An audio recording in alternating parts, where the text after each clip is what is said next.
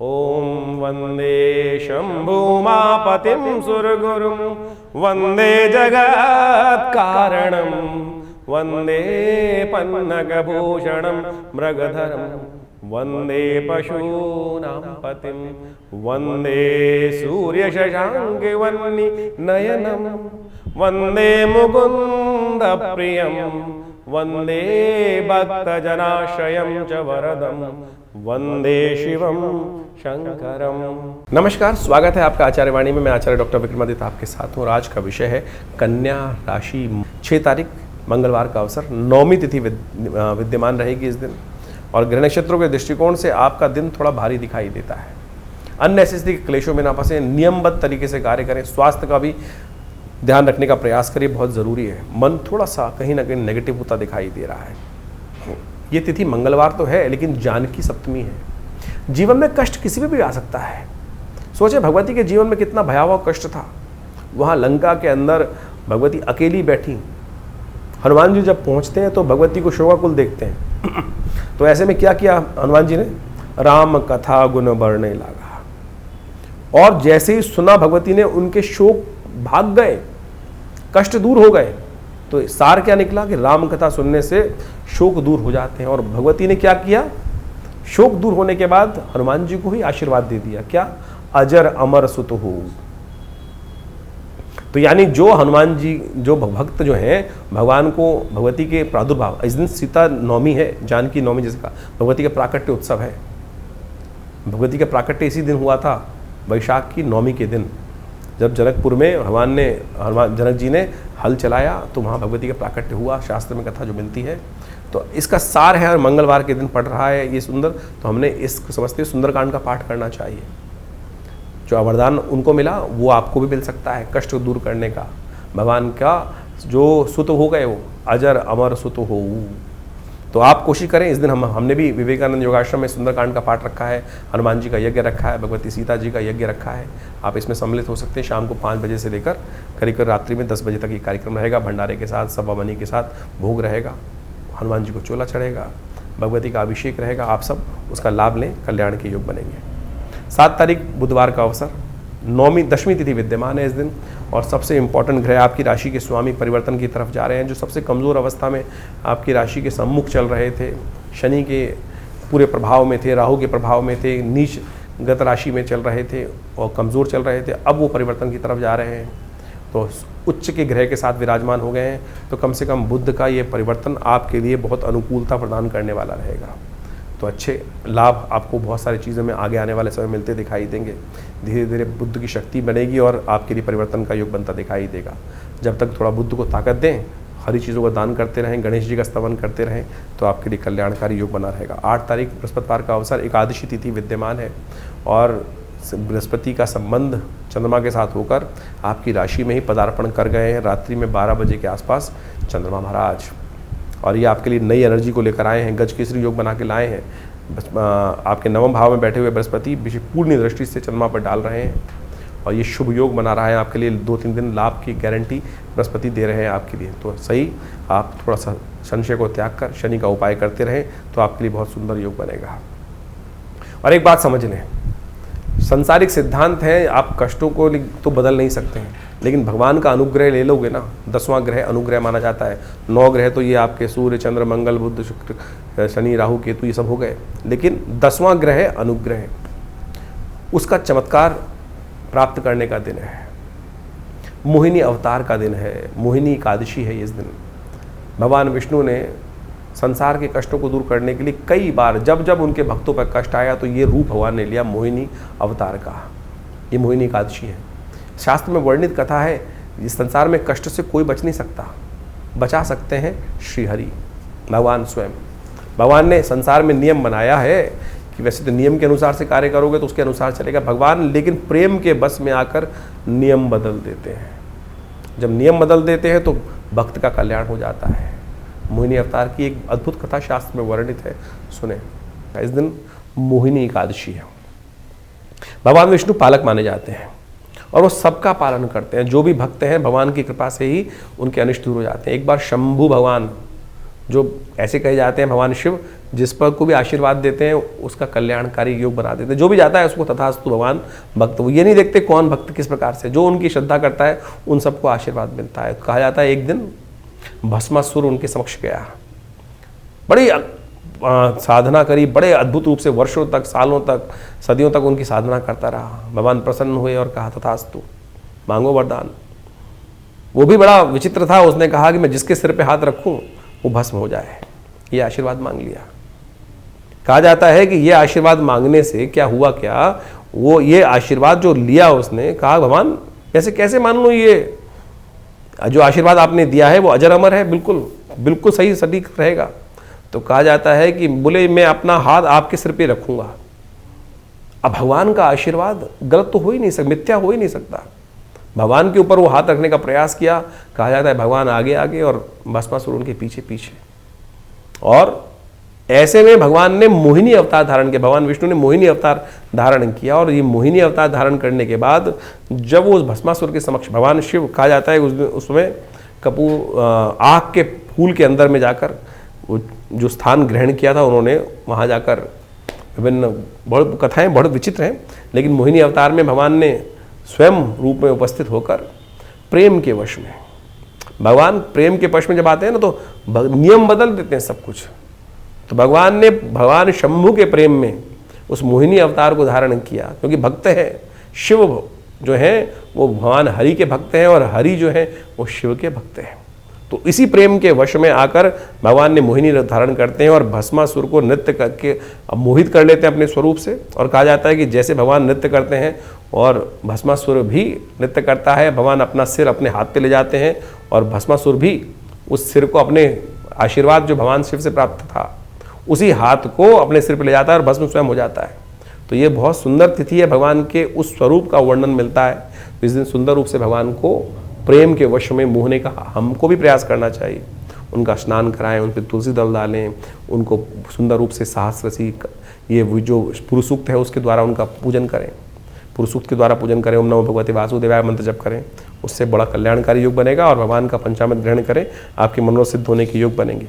तो ये मोहिनी अवतार की कथा विशेष तौर पर आपको समझनी चाहिए। कन्या राशि वालों, आपके समय इस वक्त शनि महाराज कष्ट में चल रहे हैं, तो ऐसे भगवान का अनुग्रह कर लोगे तो ये 9 ग्रह एक तरफ और भगवान का नित्य प्रति उनका पूजन करें, एकादशी का व्रत रखें, उनको पंचामृत से स्नान कराएं, फिर चरणामृत ग्रहण कर लें। शास्त्र में कहा गया अकाल मृत्युहरणम सर्वव्याधि विनाशनम विष्णु पादोत्कम पित्वा पुनर्जन्म न विद्यते। तो इसलिए ये शास्त्र में जो भक्ति का रस दिया गया है ना वो सबसे श्रेष्ठ है। जा पर कृपा राम की हुई ता पर कृपा करहीं सब कोई। तो इसलिए ज्योतिष को अध्यात्म के साथ समझना चाहिए, नहीं तो लोग टोटकों में फंसे रहते हैं और पता नहीं कहाँ कहाँ कौन कौन सी क्रांति आपके मन में आती रहती है। 9 तारीख शुक्रवार का अवसर, द्वादशी तिथि विद्यमान है और इस दिन ग्रह नक्षत्रों के दृष्टिकोण से हमने कहा गज के स्त्री योग विद्यमान है। बहुत सुंदर तिथि बनी हुई है। केवल जिद को त्याग दीजिए, जिद को त्याग देंगे तो आपके लिए अनुसरण हो जाएगा। कोशिश ये करें, इस समय शनि की 7.5 का जो शनि का कल्याणी ढैया का जो प्रभाव चल रहा है, कल्याणी ढैया चल रही है, 7.5 के स्वरूप ही मानी जाती है। बहुत सारे लोगों को ध्यान नहीं रहता है, केवल ढैया समझ लेते हैं। और लोग जब ढैया बोलते हैं तो कई लोग समझते हैं कि ढैया तो केवल चतुर्थ, चौथे और अष्टम भाव में होती है। अरे भैया, जब शनि महाराज बिल्कुल आपकी राशि के सम्मुख चलते हैं वो भी ढैया, कल्याणी ढैया मानी जाती है। वो बहुत भयावह होती है, उसको ठीक करने के लिए लगातार उपाय करते रहना चाहिए। तो ऐसे में शुक्र प्रदोष है, कोशिश करें इस दिन विशेष तौर पर भगवान शिव का इत्र के द्वारा अभिषेक करें। सांसारिक सुख प्राप्त करने के लिए शुक्र क्या करता है, कल्याण ढैया क्या करती है, शनि का प्रभाव क्या करता है, सांसारिक सुख से बाधा देता है। और शनि आपके 7वें भाव में बैठे हुए हैं आपकी राशि से और वो देख रहे हैं आपके सुख 4th भाव को, सांसारिक सुख वाले भाव को, उस पर ग्रहण लगा रहे हैं। शुक्र प्रदोष है, कोशिश करें दूध के द्वारा भगवान का अभिषेक, शाम को जब सूर्यास्त हो जाए, अंधेरा हो जाए, 45 मिनट तक का जो समय है उसमें शिव पार्वती का ध्यान करते हुए भगवान का रुद्राभिषेक दूध से या इत्र से करने का प्रयास कीजिए। आपके संसारी सुख में जो बाधा शनि उत्पन्न कर रहे हैं उससे कष्ट से रक्षा प्राप्त होगी। 10 तारीख शनिवार का अवसर, त्रयोदशी तिथि है और इस दिन ग्रहों का परिवर्तन का योग बन रहा है। ये परिवर्तन आपकी राशि के दृष्टिकोण से यदि हम देखें तो अनुकूल दिखाई देता है, चिंता करने की ज़रूरत नहीं है। रिजल्ट ओरिएंटेड दिन दिखाई देता है, बस आवश्यकता है आशीर्वाद की।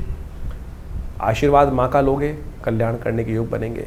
इस दिन चावल का दान करना चाहिए। भगवती छिन्नमस्तिका जी की जयंती है, जैसे बगला मुखी जी का स्वरूप है उसी प्रकार से एक दश महाविद्या के अंतर्गत छिन्नमस्तिका भगवती का स्वरूप है, और ये अद्भुत स्वरूप है। जैसे भगवती बगलामुखी का अद्भुत प्रयोग किए जाते हैं कष्टों को निवारण करने के लिए, उसी प्रकार से भगवती छिन्नमस्तिका असंभव को संभव करके दिखाने वाली है। तो ये मई के आरंभ काल के ग्रहों की गणना आपने समझी, तो ये समझ लीजिए मई का जो समय बहुत विशेष योग लेकर आ रहा है। मई का ये योग विशेष तौर पर देखिए, कई ग्रहों का परिवर्तन की स्थिति, जैसे हमने आपको कहा, ये परिवर्तन की स्थिति बहुत विशेष है। वैशाख का महीना चल रहा है, और वैशाख के महीने के अंतिम समय में शुक्ल पक्ष का जब दौर चले तो उस समय में कई प्रकार के शुभ योग बने। और एक समझ लेना चाहिए आपको कि आमतौर पर आजकल ज्योतिष के अंदर विशेष तौर पर यह बात हो गई है कि हम ग्रहों का निवारण किस प्रकार से करें, और हम जो उपाय बताते हैं ना, वो वैदिक पुराणिक मत से बताने का प्रयास करते हैं।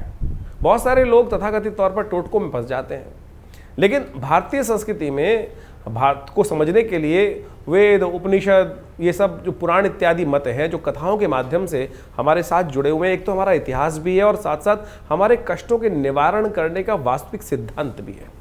पंचांग के अंदर कई लोग अध्यात्म को बिल्कुल ही भूलने का प्रयास कर रहे हैं, और कई लोग इस प्रकार से समझते ही नहीं है कि बहुत ज्योतिष भाई वेद का अंग है। ज्योतिष को अध्यात्म से हटकर देखा ही नहीं जा सकता है। अध्यात्म से हटके समझने का प्रयास करेंगे तो ग्रह गणना को विशेष तौर पर ना तो उसकी वास्तविकता आप समझ सकते हैं, वो तो मैथमेटिक्स कैलकुलेशन के रूप में आप उसको केवल गणनाओं के तौर पर समझ सकते हैं, लेकिन निवारण, कष्ट का निवारण जो है वो इतिहास में दर्ज है। पुराण, उपनिषद, वेद, ये सारा का सारा भारतीय संस्कृति का ऐसा एक सार गर्भित ग्रंथ है कि जिससे हमको जीवन जीने की कला भी समझ में आती है। और ये वैशाख का महीना चल रहा है, जिसे भगवान ने अपना नाम दिया है। कार्तिक से भी बढ़िया कोई मास हो सकता है जिसमें सुंदर योग बनते हैं, चाहे वो विशेष तौर पर आप समझे, जिसमें आज हमने आपको समय कालांतर में बताने का प्रयास किया। अक्षय तृतीया वैशाख के महीने में आती है, और साथ साथ विभिन्न प्रकार की जयंतियाँ आती हैं, बगलामुखी जयंती आती है। जीवन में कष्ट चल रहा हो, कैसे निवारण करेंगे? अगर एक पुराने हमारे कवि साहब ने लिखा, क्षमा शोभती उस भुजंग को जिसके पास गरल हो। अभी यहाँ भारत के ऊपर इतनी भयावह स्थिति बनी, कुछ लोगों ने भारत के सम्मान को तार तार करने का प्रयास किया। यदि हम पे शक्ति नहीं होगी जैसे, तो हम कैसे, कोई भी आके थप्पड़ मार के चला जाएगा, और यदि शक्ति होगी तो उसका प्रत्युत्तर देकर अपने सम्मान को पुनः स्थापित करने का कार्य किया सकते हैं। बगलामुखी, छिन्नमस्तिका इत्यादि की जयंती इस वैशाख के महीने में आती है। ये शक्तियों का इसीलिए शास्त्र में वर्णन है कि भाई जीवन में कष्टों का निवारण करने के लिए जो आपके पास शक्तियां हैं, ब्रह्मास्त्र हैं, उनका उपयोग किया जाना चाहिए। नहीं तो कोई भी आपके जीवन में कष्ट यदि आ रहा है तो ऐसा तो नहीं। हमारे ऋषि मुनियों की अद्भुत खोज है, बगलामुखी जी के ऐसे अकाट्य प्रयोग हैं कि जब, वैसे तो उनका प्रयोग निषेध है शास्त्र के अंदर, लेकिन जिस प्रकार से वो शब्द, जो मंत्र इत्यादि हैं, ओम ह्रीं बगलामुखी सर्वदुष्टानां वाचम मुखम पदम स्तंभे जिह्वाम कीले बुद्धिम विनाशे ह्रीं ओम, जिस प्रकार से उनका उपयोग है अद्भुत है, अद्भुत। यानी यदि शास्त्र में जैसा हमने कहा कि उनका उपयोग ये साधारण तौर पर निश्चित माना गया है, लेकिन जब सर से पानी ऊपर चला जाए और आपने कोई अपराध नहीं किया है, सामने वाला आपको खत्म करने के कगार पे है, तब इन ब्रह्मास्त्रों का प्रयोग शास्त्र में वर्णित किया गया है। और आदिकाल में लोगों ने, हजारों लाखों लोगों ने इसका उपयोग करके अपने कष्टों को दूर करने का रास्ता बनाया है। इसी प्रकार से छिन्नमस्तिका देवी की जयंती इसमें आए, नरसिंह भगवान की जयंती इसमें आ रही है, और तो और अनेक प्रकार के सुंदर योग इस वैशाख के महीने में बनाए। और सुंदरतम प्रभाव ऐसा बताया गया है कि केवल जल का दान ही समस्त कष्टों से निवारण का योग बना देता है। वो सब हमने आपके समक्ष रखने का प्रयास किया। ज्योतिष को कई लोगों ने केवल नग बेचने का धंधा और कुछ ना कुछ और बदतमीजी, और बहुत सारे आज की तारीख में लोग, पता नहीं ज्योतिष को कहीं कोई रिलेशन नहीं है। एक तो महानुभाव हम अभी समझ में आ रहा है, लोग हमसे आगे पूछते हैं कि बहुत सारे ज्योतिषी कहते हैं कि सुरा पान करना भी ग्रहों को शक्ति देता है। अरे मूर्खता की पराकाष्ठा है। किस प्रकार से शास्त्र में कहां, किस प्रकार से, कौन से जगह वर्णित है जिनको शब्दों का, संस्कृत का एक आ ई उ का ज्ञान तक नहीं है, शब्द पता ही नहीं है कि जो किस प्रकार से उपस्थित करने की बात कर रहे हैं। कई लोग तो आज भारतीय संस्कृति को इस प्रकार से कहते हैं कि देवता जो सोमरस का पान करते हैं उसको हम मदिरा के साथ जोड़ देते हैं। अरे मदिरा और सुरापान में बहुत फर्क है। सुरा का मतलब होता है चंद्र से निकला हुआ अमृत के समान शीतल पेय जो अमृतत्व का वर्णन करता है। क्या वो सुरा के, मदिरा के साथ उसको जोड़ सकते हैं आप? और अभी ज्योतिष में ऐसी वर्णना नहीं कर रही है कि किसी को मदिरा पिलाना भी उपाय होता है, ग्रहों को शक्ति दे देता है, सत्यानाश कर देगा। किसी भी ज्योतिष के वास्तविक तौर पर अनुभव के ग्रंथ की बात करें तो वहाँ ये लिखता है शराब और कबाब, चाहे लाल किताब, चलिए आज की तारीख में प्रचलित लाल किताब है, वहीं जाके पढ़ लीजिए कहाँ किस ग्रह के उपचार के लिखा है। वहाँ तो ये बात लिखी है कि शराब और कबाब जिसकी ज़िंदगी में आ जाएगा वो बर्बाद हो जाएगा व्यक्ति। तो आप समझें ज्योतिष को जिस प्रकार से आज तथाकथित लोगों ने जिस प्रकार से पहुंचाया है, कहाँ कहाँ पहुंचा दिया है, उन सब को आज हटाने का हम प्रयास करें सही रूप से। हमने ज्योतिष को वैदिक ज्योतिष के साथ जोड़कर आपके समक्ष उपाय रखें। और इस वैशाख महीने में आप समझें, हमारे यहाँ व्यवस्थाएं बताई गई है, माधव मास इसका नाम रखा गया। केवल जल का दान, कलश भरकर जल का दान करने से ही आपके जीवन के इस मास में कहा जाता है कि एक बार हरि नाम का स्मरण कर लें तो आपके समस्त कष्ट निवारण करने के योग बन जाते हैं। तो आप इन सब सिद्धांतों को सही रूप से समझने का प्रयास करें। और जैसा ज्योतिष की गणनाओं पे इस महीने में, मई के महीने में बहुत ग्रहों का परिवर्तन है, जीवन परिवर्तन की तरफ जा रहा है। गुरु अतिचारी स्थिति में आ चुके हैं और वो ग्रह परिवर्तन, राशि परिवर्तन का एक महत्वपूर्ण योग बना रहे हैं इस मई के मध्यकाल में। इसके साथ साथ राहु का परिवर्तन का योग बन रहा है। ये सारे परिवर्तन आपके लिए बहुत महत्वपूर्ण रहने वाले हैं, एकदम स्थिति परिवर्तन की तरफ जाने वाली है। ऐसे में थोड़ा सावधान रहकर देखिए, ग्रह गणना के अनुसार से ये भी समझ लें, क्योंकि इस समय में जो ग्रहों का योग बन रहा है, आप समझें कि जो ग्रहों का योग बना कि जो रविवार के 5 योग बन गए, और कई बार यदि दृष्टि देखें जिन जिन क्षेत्रों में 5 मंगलवार का योग की एक तिथि बढ़ रही है, कहीं ना कहीं तिथि बढ़कर जो है वैशाख पूर्णिमा से आगे निकल जाएगी तो मंगलवार का योग भी आ जाएगा, तो 5 मंगल का योग बन जाएगा। उन क्षेत्रों में भयावह स्थिति, युद्ध की स्थिति भी बन सकती है, और ये कहीं ना कहीं रक्त रंजित स्थिति को ग्रहों का योग बनाती दिखाई देगी। ग्रह परिवर्तन की तरफ जा रहे हैं। बुध स्वयं बहुत सुंदर परिवर्तन की तरफ जा रहे हैं। बुध का ये परिवर्तन बहुत विशेष होने वाला है। बुध जिस प्रकार से काफी लंबे समय तक क्षीणस्थ अवस्था में थे, नीच की राशि में चल रहे थे, और वो परिवर्तन कर कर सूर्य के साथ बुध आदित्य योग बना के चले गए हैं। ये सब का सब आपकी राशि में बहुत महत्वपूर्ण योग परिवर्तन की तरफ ले जाता दिखाई दे रहा है। लेकिन यहाँ एक बात और समझने की आवश्यकता है, हम ज्योतिष के यहाँ विषय जो उपस्थित रखते हैं वो गोचर के साथ रखते हैं। गोचर का यानी, गोचर का मतलब समझ लें कि present situation of the planets. गोचर में जो आज आकाशीय मंडल में ग्रहों की स्थिति है वो क्या, कौन सी राशि में किस प्रकार का परिवर्तन बना रही है। लेकिन आपका जन्म एक विशेष समय पर हुआ है, उससे आपकी जन्मपत्री बनी, उससे आपके नक्षत्र की कैलकुलेशन से दशाएं निकाली गई, दशाएं, अंतर दशाएं, ग्रहों की इंटरनल स्थिति, उन सबको कोरिलेट करने की आवश्यकता है। अगर विंशोत्तरी दशा, अंतर दशा, प्रत्यंतर दशा के अनुसार से आपका समय अच्छा चल रहा है और गोचर में भी वही ग्रहों का योग बन जाए तो वारे न्यारे। और बाई चांस यदि विंशोत्तरी में अच्छा नहीं चल रहा है, गोचर में अच्छा चल रहा है, या गोचर में अच्छा नहीं चल रहा है, विंशोत्तरी में अच्छा चल रहा है, तो उसका इंप्रेशन अलग हो जाएगा। तो इसलिए जन्मपत्री इत्यादि को बहुत अच्छे से गोचर के दृष्टिकोण से तो समझ में आती है चीज़ें।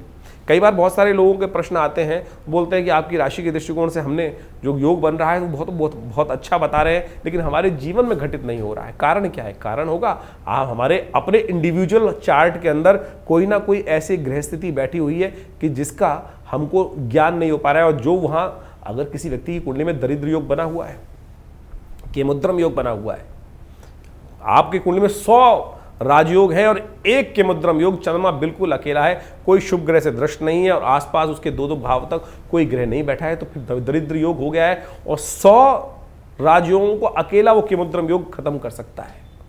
अगर किसी कुंडली में है तो गोचर में लाख दर्जे अच्छे ग्रह हो जाए, कुछ होगा ही नहीं, तो उसका निवारण करना पड़ेगा। ग्रहों का स्थिति को समझते हुए कैसे उस ग्रहों को, अशुभ ग्रहों के योग को जो आपकी जन्मपत्री में चल रहे हैं परिवर्तन के योग बनाने हैं। अब आपकी गोचर में जो अच्छे ग्रह हैं, लेकिन आपकी विंशोत्तरी अंतरदशाओं में जो ग्रह की स्थिति बनी हुई है वो कहीं ना कहीं मारने के योग बना रही है, कहीं ना नुकसान करने के योग बना रही है, तो कैसे परिवर्तन का योग बनेगा?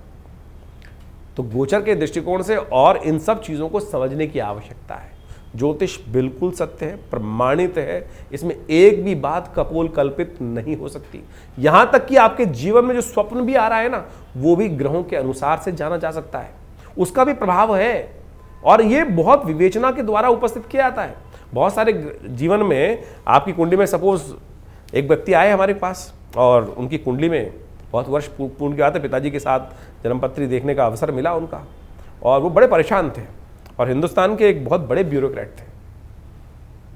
एक उपराष्ट्रपति थे, उनके बहुत अच्छे निजी सचिव थे शायद, बहुत पुरानी बात है, और वो जन्मपत्री दिखाने आए हमारे पास पिताजी के समय पर। और आप समझे उनकी जन्मपत्री के अंदर वो बात देखने आए थे, महाराज जरा देखें जन्मपत्री हमारी क्या है। हम लोगों ने जब जन्मपत्री देखी तो बड़ा अच्छा ग्रह दिखाई दिया। महाराज पुनः देखें तो उन्होंने कहा जी मेरे को किसी ज्योतिषी जी ने बता दिया है कि मेरा मृत्यु योग आ रहा है, मेरी मृत्यु होने वाली, ऐसा योग उन्होंने बताया कि होने वाली है। जब हमने बहुत जन्मपत्री को देखा तो हमने कहा जी आपकी कुंडली में तो पूर्ण आयु है, हाँ, लेकिन जिन ज्योतिषी ने बताया है वो भी चमत्कार किया है, बिल्कुल मृत्यु होने के योग है आपकी कुंडली में, लेकिन उस मृत्यु के बाद भी आप जीवित रहेंगे। वो बड़ा सकपकाया व्यक्ति, मुझे अभी भी याद है। तो जब ये स्थिति बनी तो कारण क्या था, उसका जो ग्रह था वो स्वप्नादि अवस्था में था, जो मृत्यु कारक योग बना रहा था वो स्वप्न आदि अवस्था में थी, यानी उसकी मृत्यु होने का योग था लेकिन स्वप्न में मृत्यु होने का योग था। ये वो ज्योतिषी देखना भूल गए और व्यक्ति परेशान हो गया।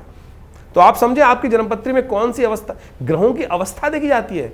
बालादि अवस्था में ग्रह है, वृद्धादि अवस्था में ग्रह है, जागृत अवस्था में है, स्वप्नादि अवस्था में है, या मृत अवस्था में ग्रह है।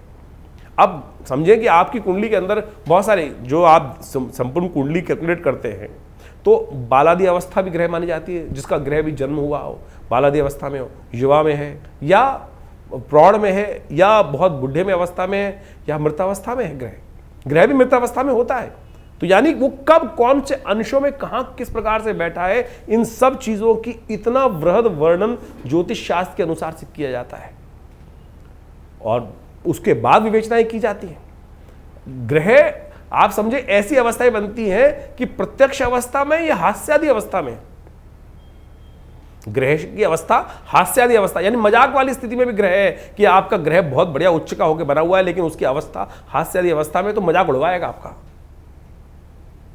बहुत बार जीवन में होता है कि सब कुछ होते हुए भी कहीं मजाक उड़ रहा है व्यक्ति का, सब कुछ हास्य परिहास हो गया। तो वानी वो ग्रहों की अवस्था भी इतनी ज्यादा ज्योतिष के अंदर बहुत गणनाएं बहुत सुंदर रूप से उपस्थित की गई हैं। इसके लिए अध्ययन की आवश्यकता है। आज की तारीख में तो बहुत सारे लोग सोशल मीडिया पर लोगों को ज्योतिषी बना रहे हैं। 4 दिन के अंदर ग्रहण ज्योतिष पढ़कर आप किसी भी प्रकार से आप बहुत सारे ग्रहों के मूल को समझकर प्रेडिक्शन करना जान जाएंगे। नीम हकीम खतराए जान, एक पुरानी कहावत है, नीम हकीम खतराए जान। आप किसी कुंडली में, जैसे मैंने ये आपको ये कहानी उपस्थित करी, कहानी नहीं है सत्य कथा है, वो व्यक्ति सोचिए क्या स्थिति रही होगी कि उसके मनोमस्तिष्क पे क्या स्थिति होगी कि वो व्यक्ति सोच रहा है कि मेरी मृत्यु होने वाली है। मेरा एक मित्र था, दिल्ली में बहुत बड़ी दुकान चलाते हैं, बहुत बड़ी एक लॉ की दुकान चलाते हैं। मुझे आज भी याद है कि अब इससे कुछ 10-15 वर्ष पूर्व उसके दिमाग में कोई ऑपरेशन की बात आई, दिमाग में कुछ समस्याएं थी, डायग्नोज हो गया था। और उन दिनों पिताजी हमारे थे, हमारे पास आया जन्मपत्री दिखाने के लिए। तो जन्मपत्री के अनुसार से हमको दिखाई दे रहा था यार इतनी भयावह स्थिति नहीं है जितनी तेरी स्थिति है। उसकी ऐसी स्थिति हो गई थी, घड़ी तू ले जा, ये स्थिति तू ले जा, अब जीना तो है नहीं, ऐसी स्थिति आ गई थी। लेकिन हमने उसको कहा कि भाई जिएगा, चिंता मत कर, तेरा ऐसा कोई भयावह स्थिति नहीं है। उसका एक लेज़र ऑपरेशन होना था ब्रेन का और वो कहीं भी जा सकता था, लेकिन प्रार्थना कराई भगवान की और साथ साथ उसकी ज्योतिष के दृष्टिकोण से उसको विश्वास दिलाया। आज 12-15 साल हो गए, उसको देखता हूँ, समझता हूँ, आज भी उसकी नमस्ते आती है, धन्यवाद आता है। तो आप समझे ज्योतिष के विषय बहुत है। ये नीम हकीम खतराए जान वाली बात बोली ना, किसी मन में भय डाल दिया। आज पूरा खेल भय का चल रहा है। चाहे किसी भी फील्ड में चले जाओ, किसी डॉक्टर के पास चले जाओ, वो कह देता है कि भाई ये तो बहुत खतरनाक बीमारी है, इसका तुरंत ऑपरेशन करा लो, कुछ और है नहीं, व्यक्ति बेचारा वैसे ही परेशान हो जाता है। तो ज्योतिष भय दिलाने वाली स्थिति नहीं है, ज्योतिष विश्वास दिलाने वाली स्थिति है। आपके जीवन में परिवर्तन लाने का रास्ता बनाया गया है। आपके जीवन में सिखाया जाता है कि कोई भी कष्ट है उसका सकल पदार्थ है जगमाही, कर्महीन पुरुष पावत नहीं। कर्म सही दिशा में कर्म किया जाए, जो उपाय निवारण, कारण जानने के बाद निवारण जो है वो ज्योतिष के उपनिषद इत्यादि यानी पुराण इत्यादि में ही तो वर्णित किया गया है कि किन किन के जीवन में कहां कहां घटना बनी, उन्होंने सत्यनारायण कथा करी और उससे उनके जीवन के कष्ट दूर हो गए। तो यही तो निवारण है। आज की तारीख में लोग बैठे हैं कि भैया वो शराब पिला दो, इस दिन शराब पी लो, इससे ग्रह परिवर्तन हो जाएगा, शुक्र और बलिष्ठ हो जाएगा। बलिष्ठ क्या होगा, आपका जीवन में समस्याएं कुछ और हो जाएंगी। आप सोचें कि आज की तारीख में लोग चुटकी बजाकर स्थितियों को उत्पन्न करने के लिए आज जो भी स्थिति की जा रही है वो ज्योतिष के दृष्टिकोण से कहीं उनका ज्योतिष से कोई मतलब है नहीं। तो हम इन समस्त चीज़ों को आपके समक्ष पूरी तरह से ज्ञान वर्धन करने के साथ साथ चीज़ों को सही रूप से करने का प्रयास करते हैं। तो ज्योतिष को सही रूप से समझें, चीज़ों को अपने जीवन में उतारने का प्रयास करें। जन्मपत्री आप दिखाना चाहते हैं तो उसके लिए अपॉइंटमेंट भी ले सकते हैं, और हमारे यहाँ से आपकी अपनी जन्मपत्री प्राप्त करने के लिए, अपने ग्रहों को समझने के लिए, कौन से आपके योग बने हुए हैं, किस प्रकार के योग बने हुए हैं, कौन से ग्रह कब फलीभूत होंगे, आपके लिए कौन सा उपाय श्रेष्ठ रहेगा, जनरल प्रेडिक्शन के तौर पर बहुत सारे लोग हमारे पास आते हैं। हम नग का विरोध नहीं करते भाई, हम कहते हैं सत्य पहने, असली पहने, रुद्राक्ष इत्यादि जो भी चीज़ें शास्त्र में वर्णित है कहीं गलत नहीं है, कहीं कोई गलत नहीं है, लेकिन शुद्ध तो हो, सही तो हो। यदि आप हमारे यहाँ कौन से नग आपके लिए है वो भी बता दिए जाते हैं, हम बताएंगे बिल्कुल, लेकिन हम बेचते नहीं, हम तो कोई बेचते नहीं है, बता जरूर देंगे। आप जानना चाहें तो आपको बता दिया जाएगा। तो वो जन्मपत्री के बहुत सारे मॉडल्स हैं हमारे यहाँ, वो भी आप निकलवा सकते हैं, अपनी जन्मपत्री की विवेचना करा सकते हैं। संबंध किस प्रकार से रहेंगे, कौन सा समय आपके लिए अच्छा है, दशाओं में कौन सा समय आपके लिए उपयुक्त आ रहा है, कब आपको अपने जीवन में आगे बढ़ने के लिए कार्य करना चाहिए, कब आपके जीवन में कार्य करने से आपको बचना चाहिए। तो आप उन सब संबंधों में जानने के लिए आश्रम के साथ संबंध साध सकते हैं। बहुत सारे विभिन्न प्रकार के उत्सव समय समय पर हमारे आश्रम पे होते रहते हैं, उनके बारे में भी आपको हम समय समय पर अवगत करा सकते हैं। आप अपने नाम से अपने उन यज्ञों में भाग लें, स्वयं आए, यज्ञ में बैठें, भगवान की प्रार्थना करें, देखिए चमत्कार होगा, कष्ट निवारण करने का योग बनेगा।